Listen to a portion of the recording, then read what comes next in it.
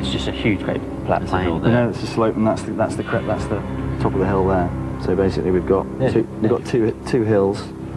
That's a small, relatively steep elevation. We've got a flat part there, and then we've got a shallow slope up to the top of this hill here.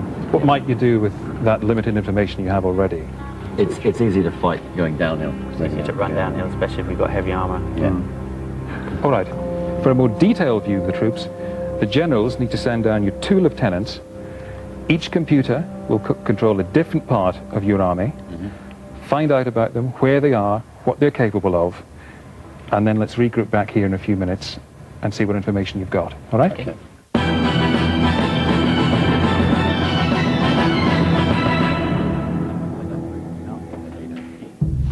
In their first task as lieutenants, David and Ben must gather intelligence on their own army.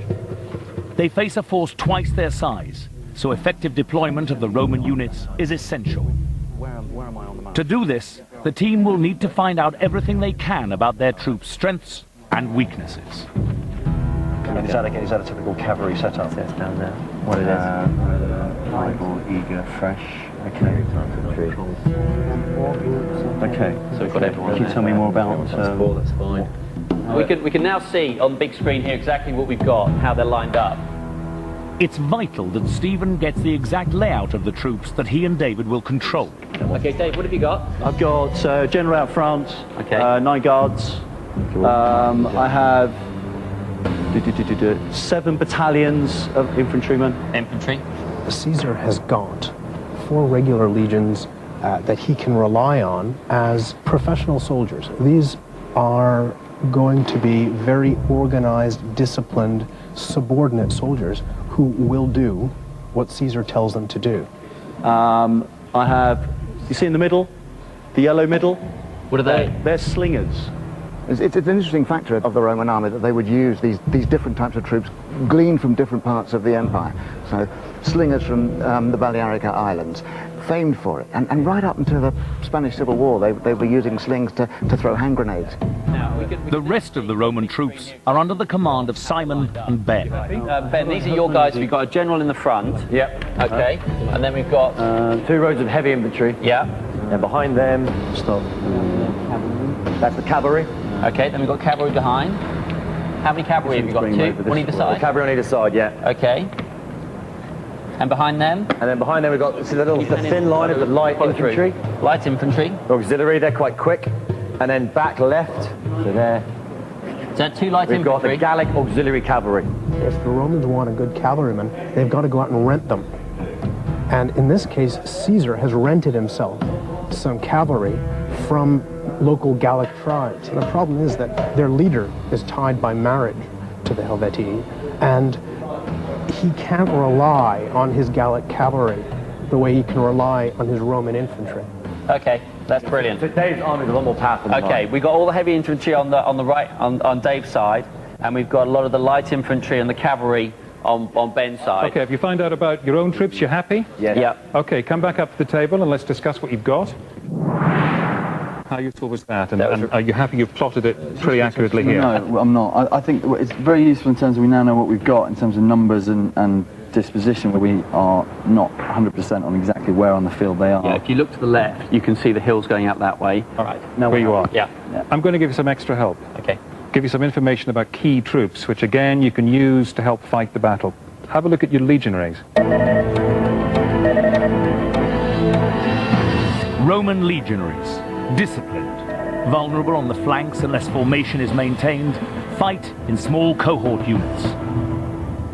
We just got to focus on the weakness of those guys, which is the flanks are vulnerable. Well, so we've got to protect their flanks. Yeah. Our legionaries all heavy infantry.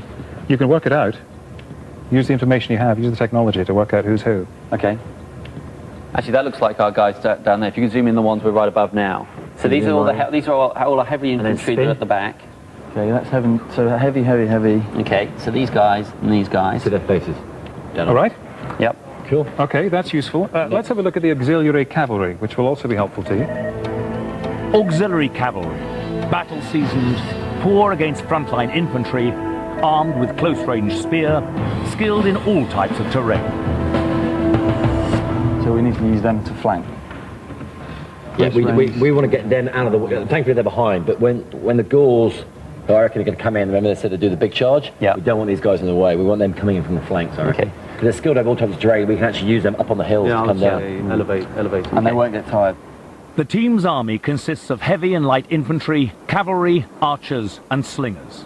But in order to use their small Roman army effectively, they need to get as much information as possible about the Helvetii. You know a fair amount about your own troops now. Let's find out about the enemy. David, you're particularly keen to know. I'll go down. Go down to your technician. Learn what you can. I will do my best. And shout back to your colleagues. Generals, feel free to use the screen. David's mission is to find out the exact disposition of the Gallic army. But with their future at stake, the Helvetii are taking no chances. Away from their main army, hidden in the forest, are multiple units of crack troops from the Boii and Tulingi tribes. If David misses this ambush force, the entire Roman army could be seriously compromised. There's three battalions of Gauls on foot at the front. Okay. Right, hang on 1 second. Okay, so that's what we're looking at. So we're looking at it like that. Okay. So that's the the general, then line, then further line. Okay, but these guys are all like, so they're running the old this Christmas way. tree. We go forward. And then they've got 1, 2, 3, 4, 5 flats across the back. David focuses on the main Helvetii army. Too wrapped up in counting enemy units to do a thorough search of the battlefield, he wastes the chance to look for hidden troops. They're Gallic skirmishers, idle. Can we go back? Right, this one here. Yeah, 1 minute. Dave, quickly, mate, we're out of time. Okay. So the three we've got there, then we got the big flat line of infantry. Yeah, big flat line. We've got Do we know about them? Gallic infantry. There are 8 battalions across. You just go to the right. Here we've got the Gauls, and we can see one of the things about them is they're big. These are big guys, and it was one of the things that the Romans were really quite intimidated by the Gauls. And they emphasise this, but they put chalk in their hair, like punk rockers, spiking it up. It makes them bigger. It's like the hackles on a dog's back, raising up in anger. And with the woad, the blue woad, drains the colour from their faces. So the psychological warfare is immense. These are big, terrifying men who look extremely fierce. Who's this here, David? We're on now. I'm not going to give you much longer. All right, Dave, who's that? Where? See the one right in front of us, mate? This one here? Yeah. Can you go down to the cavalry right in front of us so you can see what they look like? I've already talked about those 3. All right. If their command structure disintegrates. The group dynamic is going to win or lose this. Yeah, that's right. In sections. Do they have any cavalry? I'm looking. These guys look like they're all. All right, generals, There's an that's auxiliary it. cavalry of 9. That's it. You've had all the time you're going to get to look at the enemy. Cavalry from 9. Okay. All right. Okay. So where are we going to put the cavalry? Detailed scouting is proving to be the team's weakness. They've missed most of the enemy cavalry, and they've failed to find the Helvetii ambush troops. All right, gentlemen, you've got the lay of the land, you've found out about your own troops, you've had a little scout to see what the enemy's up to.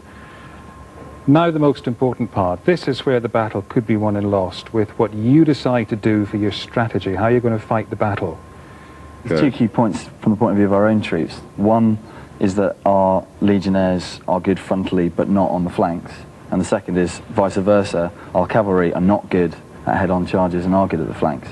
So it's obvious that, clear that we put the infantry in the centre and the cavalry on the flanks. We want to catch them here because this is elevated as well, so if we can get them from the top, they'll be able to fight up on both sides. Pincer movement. And yeah.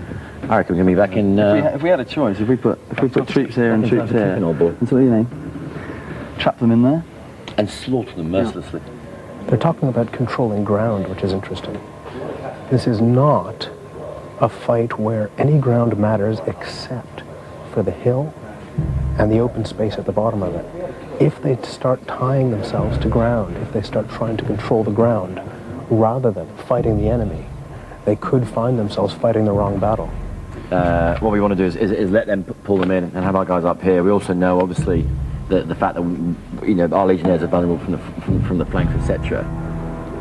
I think they're way too concerned about their flanks, because a cohort can turn and guard its flanks far more easily than the line, the thin red line. This is no thin red line. It isn't a big problem of getting flanked for these guys. That's one of the reasons the Romans could get away with having such weak cavalry, having to rent it from Gauls and Germans. Having decided to meet them here, if they're advancing from there, we've heard that their discipline isn't the best. And if their discipline isn't the best, it's likely they're going to get strung out between there and there, which basically means that hopefully they'll arrive in dribs and drabs and we can just annihilate them as we go. Unlike most Gauls, the Helvetii are not an undisciplined mob. The Helvetii are not just going to rush out, seek single combat, and try to overpower the Romans with sheer testosterone. The Helvetii are organized, they have subordinate infantry, and their cavalry are not nearly as wild and not nearly as uncontrollable as other Gallic tribes. They've got far more numbers than us, so we've got to be really smart with the sort